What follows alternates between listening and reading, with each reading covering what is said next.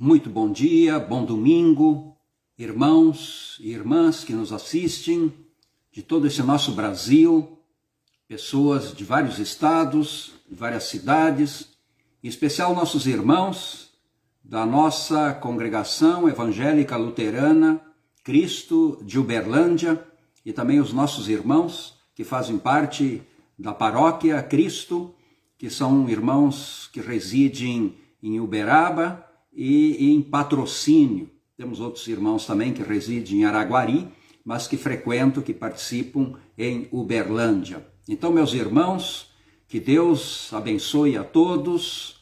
Esse ainda é um momento bastante delicado para nós nos reunir presencialmente.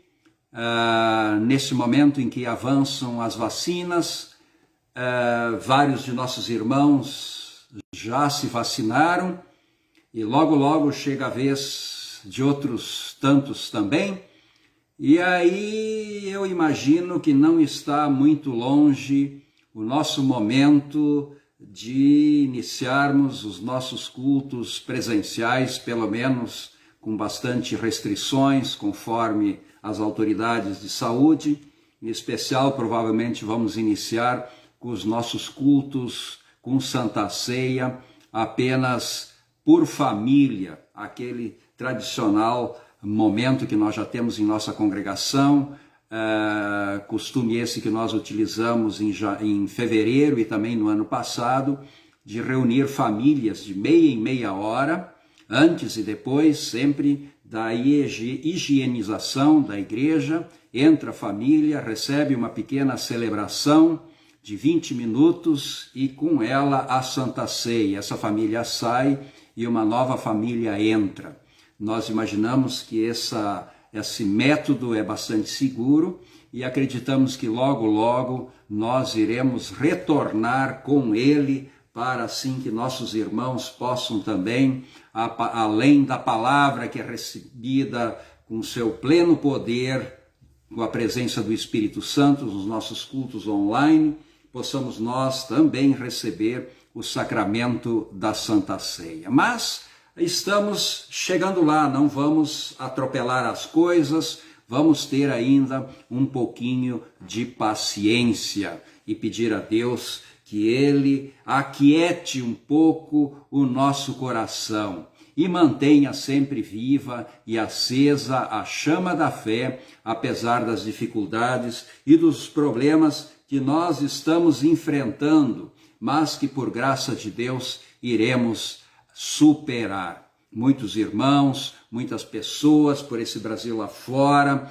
estão sofrendo, estão nas UTIs, vários, mais de 350 mil pessoas perderam a vida para esse vírus. Enfim, o momento é de não corrermos o risco agora que estamos chegando lá e que a vacina está chegando para todos nós. Portanto, que Deus dê a cada um de nós bastante paciência e tranquilidade, né?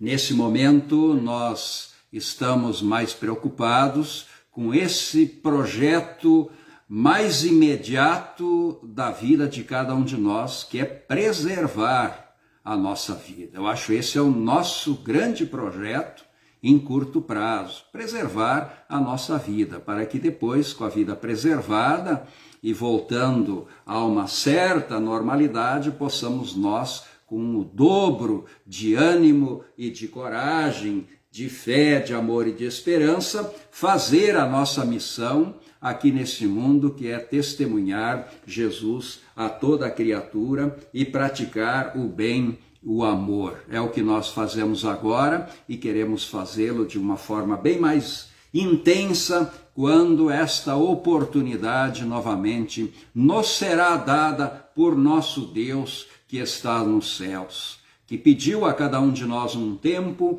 mas também, por outro lado, movimenta cabeças, movimenta cérebros, movimenta a ciência, movimenta pessoas para que as soluções que Ele tem planejado para cada um de nós cheguem a nós e às nossas famílias, às nossas casas. e que possamos assim, com vida preservada, continuar a nossa vida. E que a vacina seja aquela espécie de serpente que Moisés levantou lá no deserto, quando cada um olhou para ela, ficou curado e assim teve a vida preservada. Claro que aquilo foi um símbolo do nosso Senhor Jesus Cristo, que foi levantado na cruz e por seu sacrifício nos trouxe perdão, vida e salvação. Bom, nós queremos iniciar esse nosso momento sagrado dizendo algumas palavras importantes do Salmo do dia, que é um coro de aleluias, né? Convoca céus, anjos, alturas, convoca a atmosfera com sua umidade e água e ar, convoca os montes e a terra e tudo que está na terra, nos mares, os peixes, monstros marinhos, conforme o texto sagrado, aves, animais de todas as espécies, que se juntem todos num coro de aleluia. E depois, finalmente, convoca também os seres humanos para se unir junto com a natureza criada por Deus, num coro de aleluia, reconhecendo a misericórdia, o amor, a grandeza e a criação dele. Que assim seja. Aleluia, louvem o Senhor Deus nas alturas. Louve o Senhor tudo o que existe na terra, que todos louvem o Senhor. Aleluia. Salmo, portanto, 148, versículos 1, 7 e 13. Vamos iniciar então esse nosso momento de culto em nome de Deus Pai, Deus Filho e Deus Espírito Santo. Amém. Bem, nós somos criaturas que caíram no pecado. Nós somos falhos, nós somos distanciados, estamos distanciados dos propósitos de santidade para a nossa vida. Nós temos problemas com o nosso próximo. Nós tivemos problemas com o nosso próximo e possivelmente ainda teremos problemas com o nosso próximo. Porque pecado, segundo os 10 mandamentos revelados por Deus por Moisés, pecado muitas vezes tão mal interpretado, né? Mas pecado nada mais é do que problemas de relacionamentos. Problemas de relacionamentos com Deus e com a sua criação. E principalmente problemas de relacionamentos com o nosso próximo. De formas que a nossa vida não é uma vida como deveria ser, pacífica, de paz, de altruísmo, de construção, de justiça e de igualdade. Nós vivemos a desigualdade, o egoísmo, tudo isso porque os relacionamentos entre as pessoas está comprometido por causa de uma palavrinha muito pequenininha, mas que reflete tudo isso, que se chama pecado. Portanto, nós estamos em débito diante de Deus.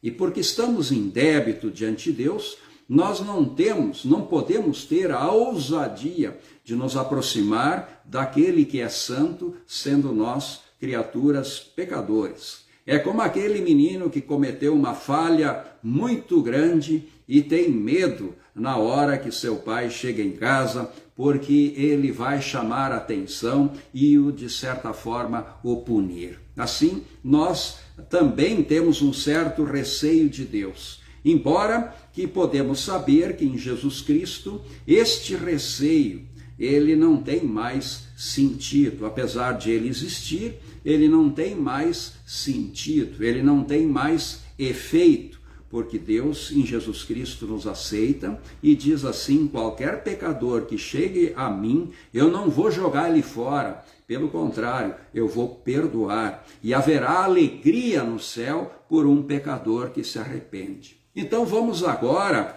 fazer com que os anjos dos céus comemorem lá em cima, junto com Deus, ao nós humildemente levar a Deus os nossos pecados e pedir a Ele que Ele nos perdoe.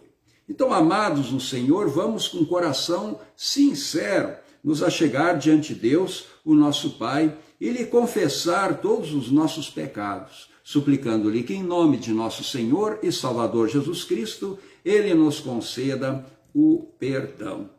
O nosso socorro, ele está em o nome do Senhor, que fez os céus e a terra.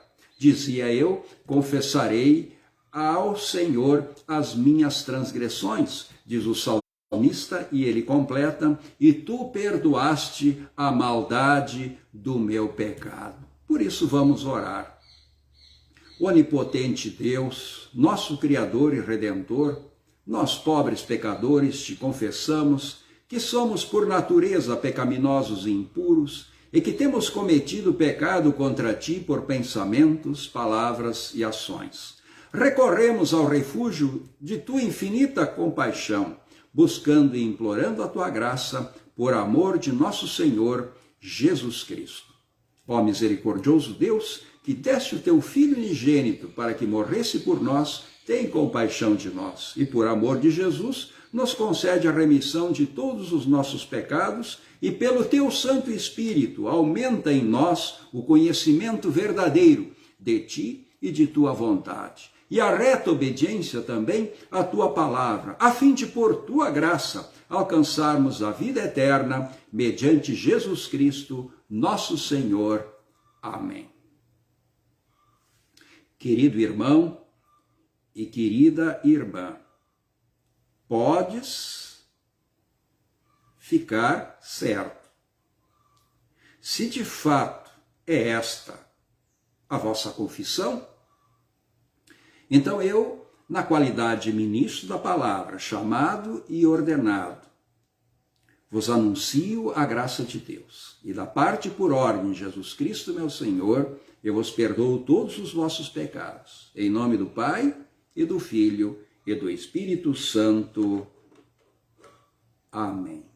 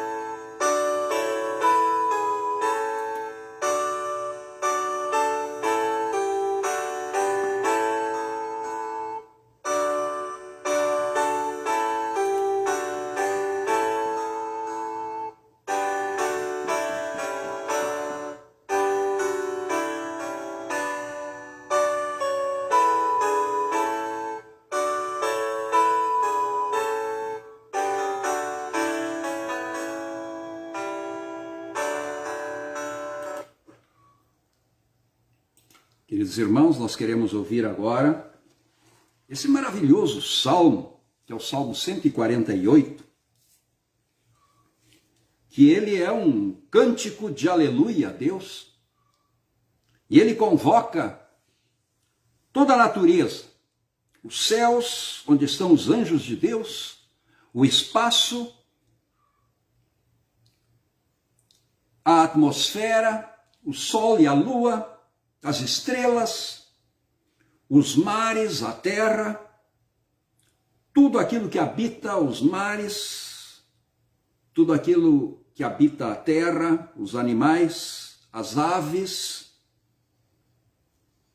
também as florestas, e depois, finalmente, os seres humanos, para que num coro de aleluia se una a Deus para louvar a sua criação.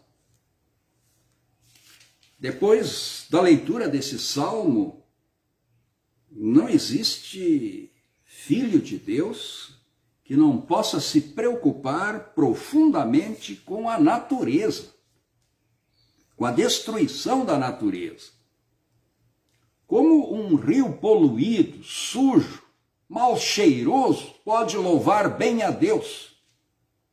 Como uma floresta queimada, carbonizada, pode louvar?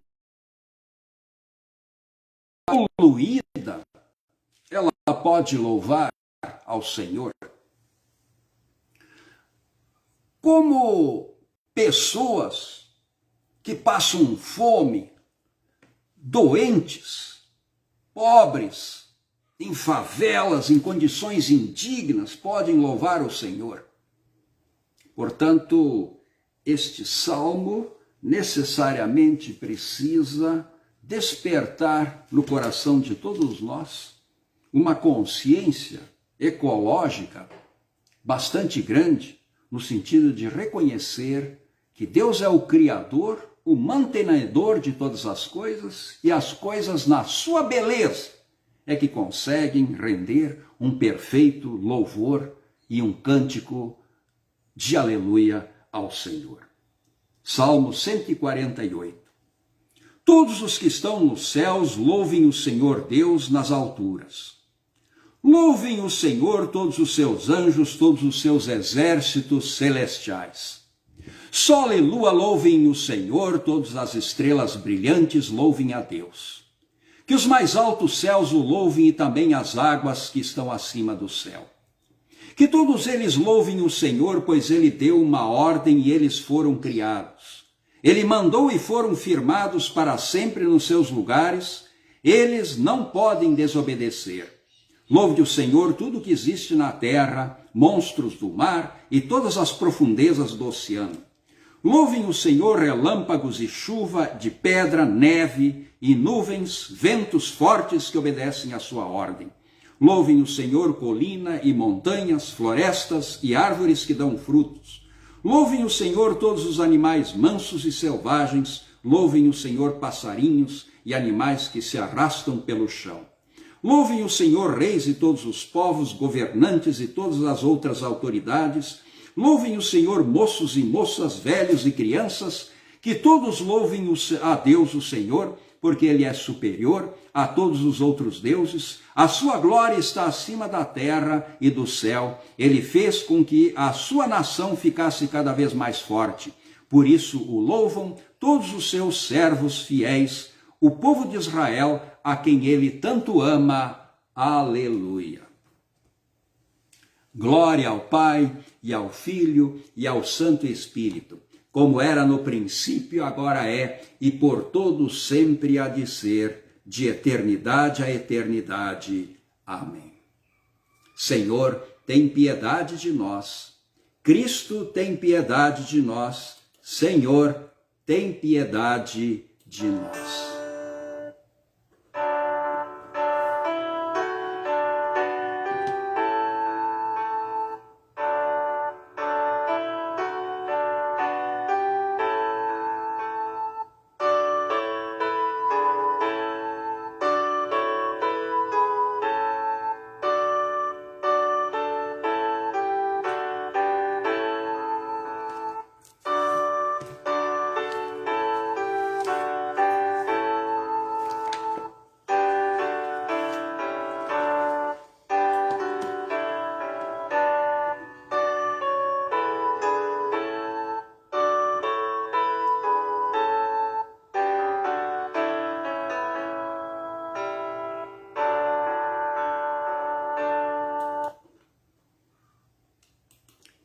Vamos orar.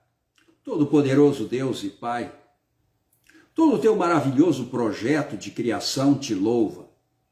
O sol, a lua, as estrelas, a atmosfera toda, a terra, os montes, as águas, florestas, animais terrestres e aquáticos, aves, toda a natureza, tudo que criaste unidos com cada um de nós, que redimidos pelo sacrifício de teu Filho Jesus, que nos deu vida com sua ressurreição, possamos nós também te amar de todas as formas e te louvar unidos em um cântico de aleluia com toda a tua criação que prometemos cuidar e preservar.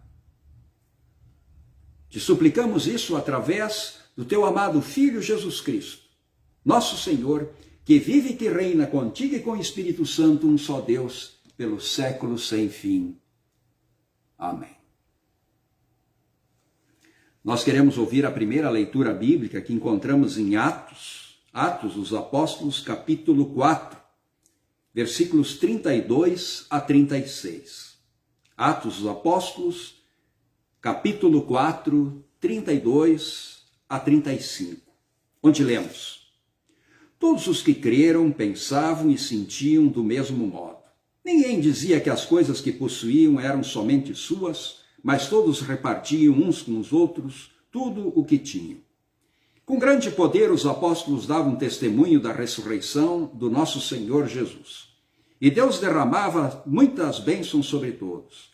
Não havia entre eles nenhum necessitado, pois todos os que tinham terras ou casas as vendiam, traziam o dinheiro e o entregavam aos apóstolos, e cada pessoa recebia uma parte de acordo com sua necessidade. Então as pessoas começaram a vender as coisas quando não tinham suficiente dinheiro para defender ou proteger as pessoas mais pobres das congregações. Faziam de tudo. Venderam. E com essa renda colocaram aos pés dos apóstolos para que pudessem sustentar os irmãos que estavam sofrendo. Evidente que a forma com que eles resolveram o problema não é, digamos assim, a única, né? Mas o que de fato é inquestionável e que precisa ser feito é que todos os que creram pensavam e sentiam do mesmo modo. E outra coisa muito importante é que não havia entre eles nenhum necessitado. Não havia entre eles nenhum necessitado, não havia pobres, né? E aí tem diversas formas de nós resolvermos. Aqui nós poderíamos dizer que é uma espécie de colocar tudo em comum, mas talvez será que ela seria eficiente em 50, 100 anos, depois que não haveria mais propriedade para vender? Portanto, o meio, ele varia muito, mas o que não varia e o que não muda é estar junto e buscar o melhor para o semelhante, particularmente os mais fragilizados da sociedade, os pobres. Havia uma preocupação com os pobres. E aqui não é simplesmente pobre de espírito, é pobre porque não tem o que comer. Então nós temos essa situação hoje também no país. E precisamos continuamente discutir e rediscutir o que fazer. Não adianta vender nossa casa e distribuir o dinheiro aos pobres, isso não vai resolver. Nós temos que criar condições econômicas, condições políticas, condições sociais, enfim, para que os pobres, os rejeitados da sociedade, possam ser incluídos e possam também ter suas oportunidades. Por isso, o que importa é esse conceito. Em tudo aquilo que fazemos, nós o fazemos porque antes nós seguimos uma coisa que é muito clara na nossa cabeça, que vem da fé. O amor de Deus que quer socorrer, através dos seus, todos aqueles que sofrem, todos os que padecem, todos os necessitados. Que assim seja com cada um de nós. Amém. Nós queremos também ouvir a leitura, a segunda leitura bíblica que encontramos no livro da primeira carta de João, capítulo 1, versículos 1 ao capítulo 2, versículo 2. 1 João, epístola, 1 João 1, 2, 2, onde lemos: Estamos escrevendo a vocês a respeito da palavra da vida que existiu desde a criação do mundo. Nós a ouvimos e com os nossos próprios olhos a vimos. De fato, nós a vimos e as nossas mãos tocaram nela. Quando essa vida apareceu, nós a vimos. É por isso que agora falamos dela e anunciamos a vocês a vida eterna que estava com o Pai e que nos foi revelada. Contamos a vocês o que vimos e ouvimos para que vocês estejam unidos conosco, assim como nós estamos unidos com o Pai e com Jesus Cristo, seu Filho. Escrevemos isso porque para que a nossa alegria seja completa. A mensagem que Cristo nos deu e que anunciamos a vocês é esta: Deus é luz e não há nele nenhuma escuridão. Portanto, se dizemos que estamos unidos com Deus e ao mesmo tempo vivemos na escuridão, então estamos mentindo com palavras e ações. Porém, se vivemos na luz, como Deus está na luz, então estamos unidos uns com os outros e o sangue de Jesus, o seu Filho, nos limpa de todo o pecado. Se dizemos que não temos pecados, estamos nos enganando e não há verdade em nós. Mas se confessarmos os nossos pecados a Deus, Ele cumprirá a sua promessa e fará o que é correto. Ele perdoará os nossos pecados e nos limpará de toda a maldade. Se dizemos que não temos cometido pecado, fazemos de Deus um mentiroso e a sua mensagem não está em nós. Meus filhinhos, escrevo isso a vocês para que não pequem. Porém, se alguém pecar, temos Jesus Cristo, que faz o que é correto. Ele nos defende diante do Pai. E por meio do próprio Jesus Cristo, que os nossos pecados são perdoados. E não somente os nossos, mas também os pecados do mundo inteiro. Assim termina a segunda leitura bíblica da epístola agora de João, primeira epístola de João, capítulo 1, versículos 1 até o versículo 2 do capítulo seguinte.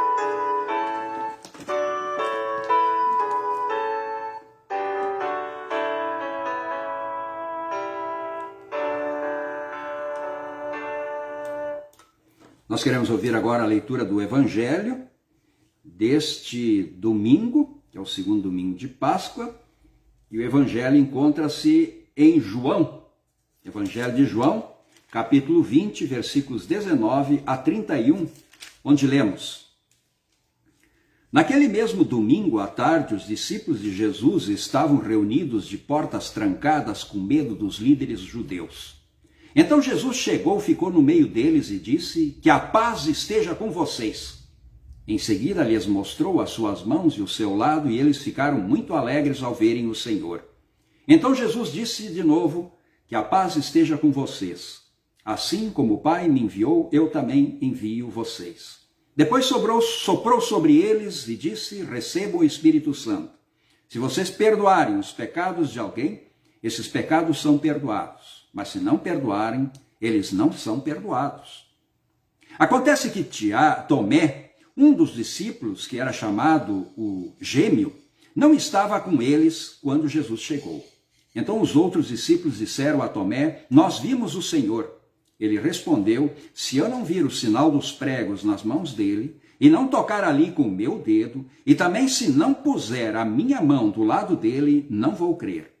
Uma semana depois, os discípulos de Jesus estavam outra vez reunidos ali com as portas trancadas e Tomé estava com eles.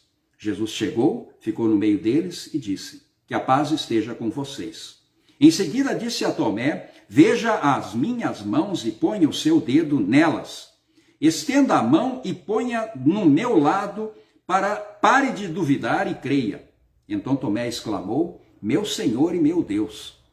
Você creu porque me viu, disse Jesus. Felizes são os que não viram, mas assim mesmo creram. Jesus fez diante dos discípulos muitos outros milagres que não estão escritos neste livro, mas estes foram escritos para que vocês creiam que Jesus é o Messias, o Filho de Deus, e para que, crendo, tenham vida por meio dele. Assim termina o Santo Evangelho. Vamos agora confessar a nossa fé nas palavras do Credo Apostólico. Creio em Deus Pai Todo-Poderoso, Criador do céu e da terra, e em Jesus Cristo, seu único Filho, nosso Senhor, o qual foi concebido pelo Espírito Santo, nasceu da Virgem Maria, padeceu sob Pôncio Pilatos, foi crucificado, morto e sepultado. Desceu ao inferno, no terceiro dia ressuscitou dos mortos, subiu ao céu, e está sentado à direita de Deus Pai Todo-Poderoso, onde há de vir a julgar os vivos e os mortos. Creio no Espírito Santo, na Santa Igreja Cristã, a comunhão dos santos, na remissão dos pecados, na ressurreição da carne e na vida eterna. Amém.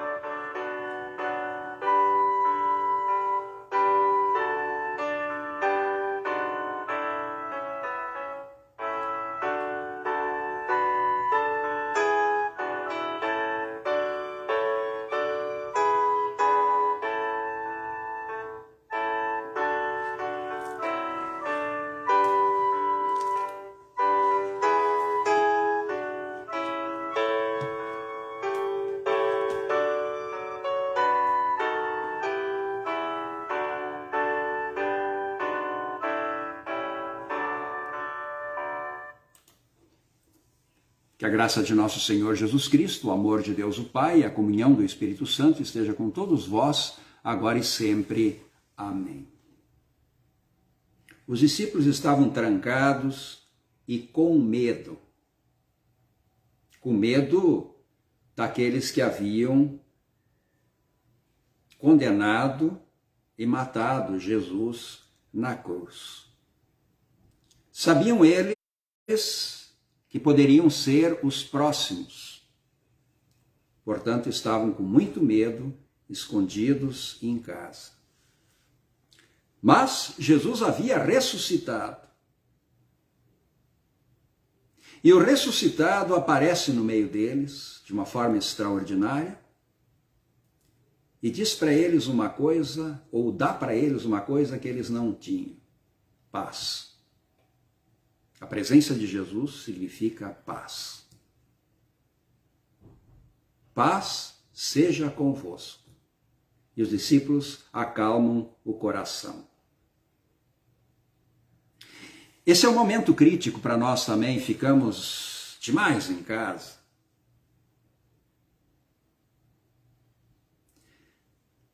Às vezes dá vontade de sair, ou como alguns usam a expressão, esparecer um pouco, porque começamos a sentir certa agonia, perder a paz.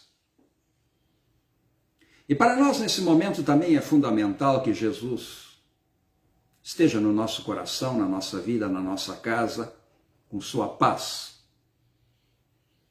Especialmente nesse momento que estamos chegando tão perto da oportunidade de vacinar. Que Jesus acalme o nosso coração. Que Ele dê paz, tranquilidade, sobriedade, paciência, enfim. Porque Ele quer resolver as dificuldades, os dramas de cada um de nós, porque nos resolveu o maior dos dramas que poderiam existir na nossa vida, que são as consequências da condenação eterna por causa dos nossos pecados. Ora, se Ele conseguiu isso, conseguir coisas menores é uma possibilidade muito próxima para cada um de nós. Portanto, que o teu coração seja inundado pela paz da presença de Jesus ressuscitado. Bom, mas eu não tive a oportunidade de ver Jesus ressuscitado com os discípulos. Essa também foi a dúvida de Tomé, que naquela primeira vez estava ausente quando os discípulos apareceram, e quando os discípulos testemunharam, ele não acreditou. Ele disse: isso é impossível, se eu não colocar a minha mão nas suas feridas, no seu lado, não tocar ele, eu não vou acreditar. Preciso ver para crer. Tomé, na verdade, ele está num contexto cultural, de uma certa forma mundial, na época, no mundo conhecido, então, dominado pelo pensamento grego. Os gregos, depois que começaram a usar a escrita, muitos séculos antes, alguns séculos antes desse acontecimento,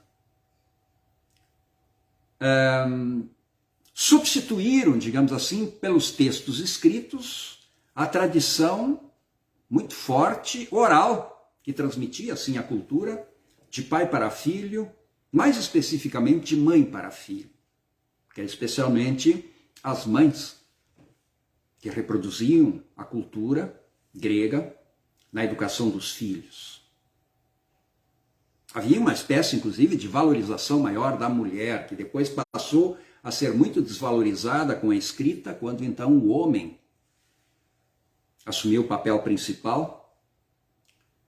Mas isso já é outro assunto. O que importa aqui é que com a escrita, a tradição oral foi substituída pela tradição escrita, pela imagem, pela forma, pelo texto, e pela arte, pelas obras, pelas coisas. E passou a ser o que... Eu não lembro bem qual foi o filósofo, me parece Protágoras, quando ele disse que os olhos são testemunhas mais acuradas do que os ouvidos. Portanto, o olho é mais confiável do que o ouvido. Aquilo que eu ouvi pode ser, pode não ser, mas aquilo que eu vi é inquestionável. E passou-se a viver assim a tradição da imagem, do ver. E Tomé, evidentemente, era discípulo desta filosofia, portanto, ele tinha que ver para crer.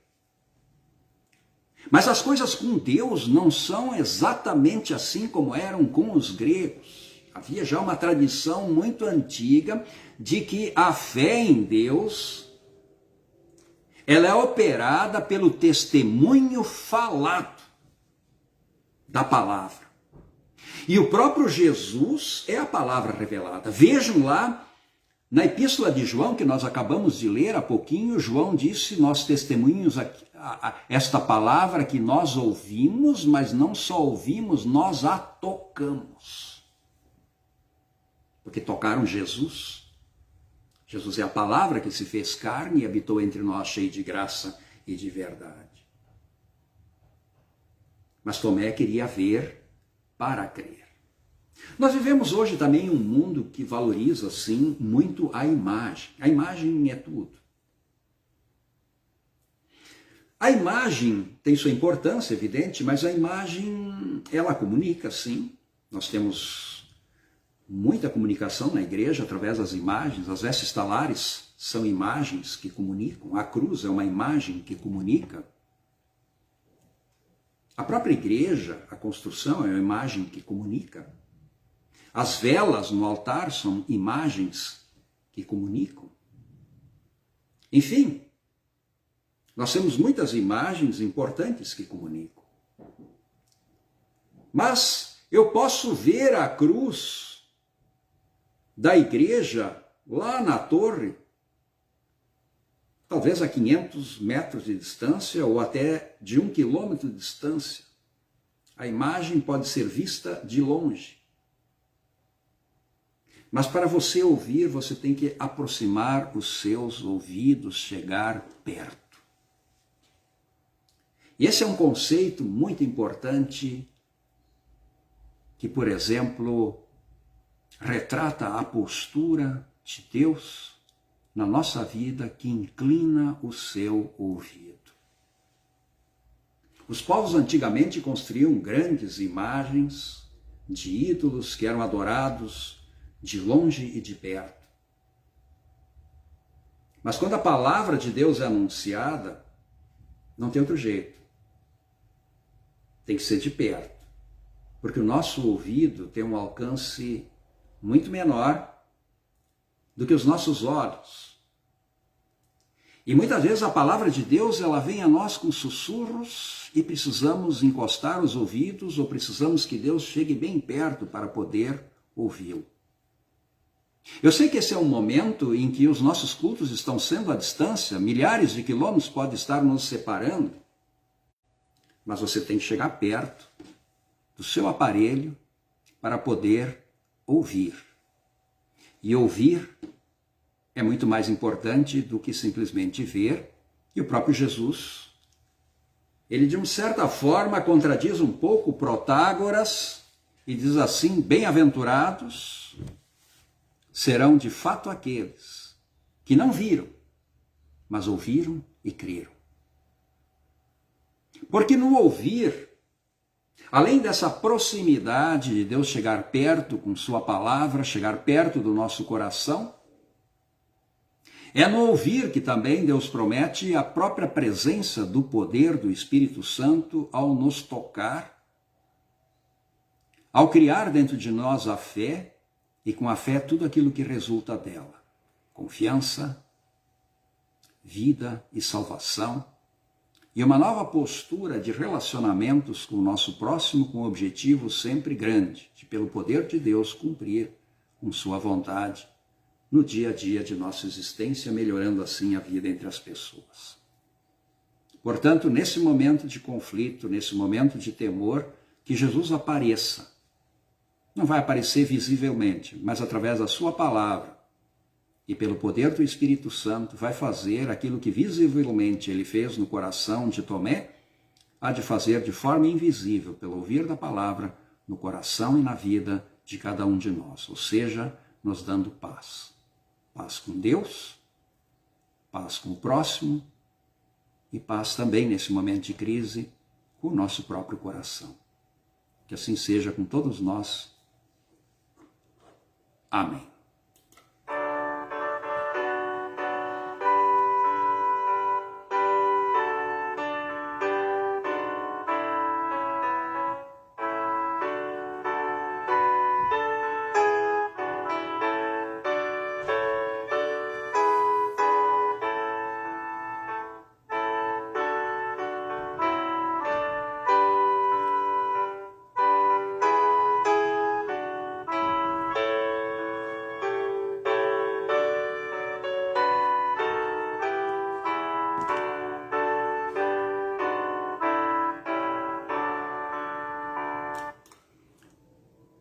Vamos orar.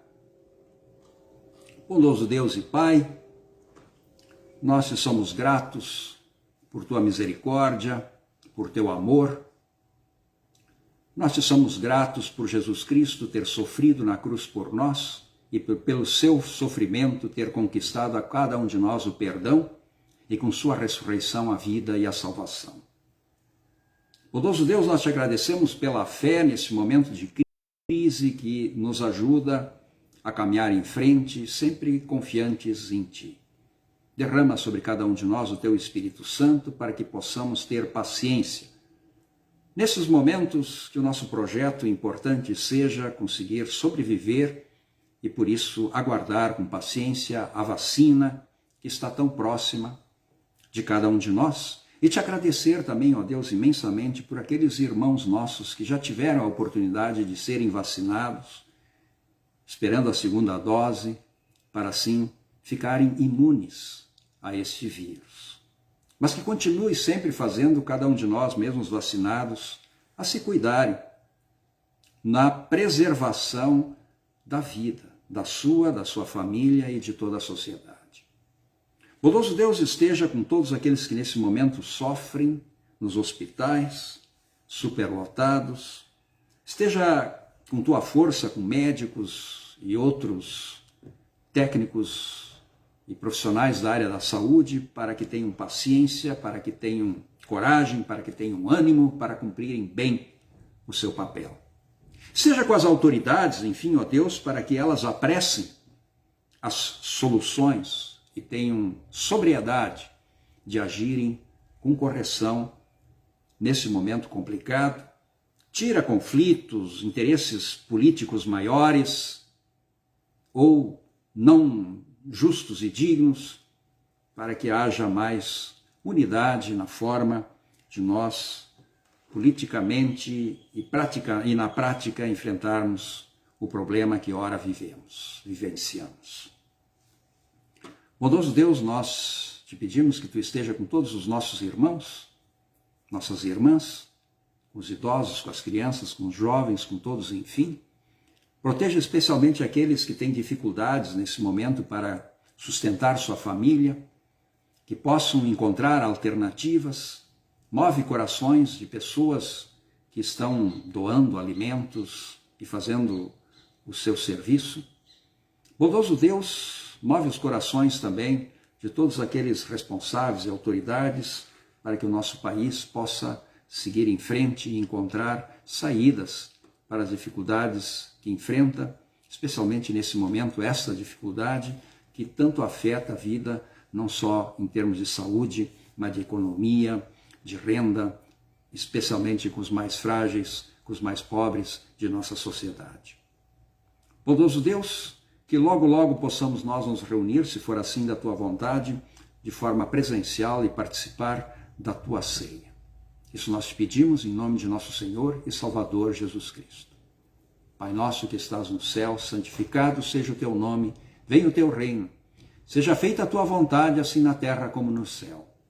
O pão nosso de cada dia nos dá hoje, e perdoa-nos as nossas dívidas, assim como nós também perdoamos aos nossos devedores. E não nos deixes cair em tentação, mas livra-nos do mal, pois teu é o reino, o poder e a glória para todos sempre. Amém.